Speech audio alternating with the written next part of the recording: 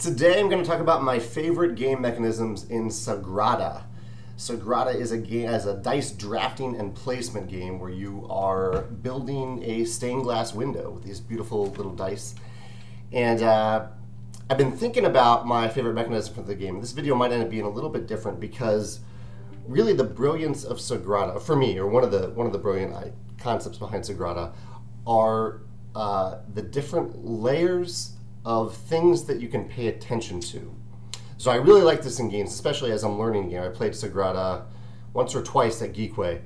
And so whenever I play a game for the first time, I just want to kind of try different things, and usually I'm learning the rules for the game, so I'm not paying attention to everything that I can. I'm paying attention to one specific thing for a little while so I understand that, and then I'll focus on something else. And Sagrada allows this really, really well through a number of layers. The first layer is, and the construct of the game is that you're drafting dice and you're placing them on this little dual-layered mat that I love. It's a brilliant, brilliant component that's really, really satisfying to put your dice into these little notches. And the dice, you can't put dice adjacent to each other that are the same number or the same color. Which works thematically because at the end of the game you end up with this beautiful varied stained glass window instead of one that's just like all one color in certain splotches. And so the layers, the first layer is those basic rules that you're trying to draft dice that you can actually place on your stained glass window, because sometimes that will be more difficult than others because you have to place anywhere around dice that you've already placed before. So especially in the earlier in the game in particular, this is more difficult. So that's layer one, just like trying to get your stained glass window filled up as much as possible, because that's worth points at the end. You don't lose points at the end for having open spaces. The second layer is that you have a secret goal that says you get, I believe it's 1 point for every die of a certain color. So I may have red, and so every red die that I get onto my stained glass window, I get a point at the end of the game. So that's, as soon as I've kind of gotten the hang of placing the dice, that's something else I can pay attention to. And that one is so easy that it's also something that I can just pay attention to early in the game. When I'm struggling between two dice, I just always go with red if red is my secret goal. The third layer is that there are these three public global goals on the table. They're cards, and they're all different.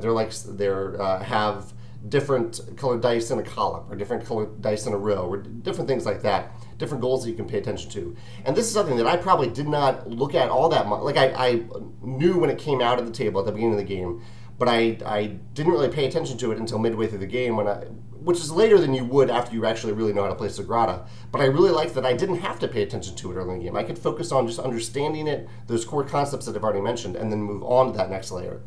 And then the final layer, actually, there are almost two other layers. There's these little tokens that you can discard to kind of have a little flexibility. That's almost a separate thing, but that is a nice mechanism, a flexible mechanism to have. And then the last layer, there are these three kind of action cards that you can take, and that's one of the things they're using those little glass tokens for. And the action cards do like dice manipulation type things.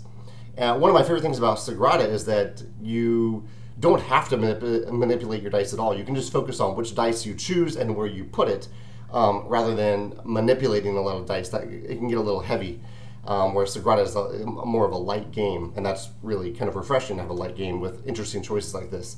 And so that last layer of actually manipulating the dice, I don't think I even got to in my first game. I didn't do that at all, because I wasn't there yet. But I like that I had the choice. I like that it was there, and I like that when I'm ready to focus on that level of Sagrada, I can do so. And despite all that, despite like the ability and my choice to not focus on certain areas of the game, some of the deeper layers, the game ended up pretty close. So I liked that you can be competitive in a game like Sagrada. You can be competitive specifically in Sagrada, even if you're only paying attention to maybe one or two of those layers instead of the third and fourth upper layers. A lot of games do this. This is not unique to Sagrada, but I think Sagrada does it really well.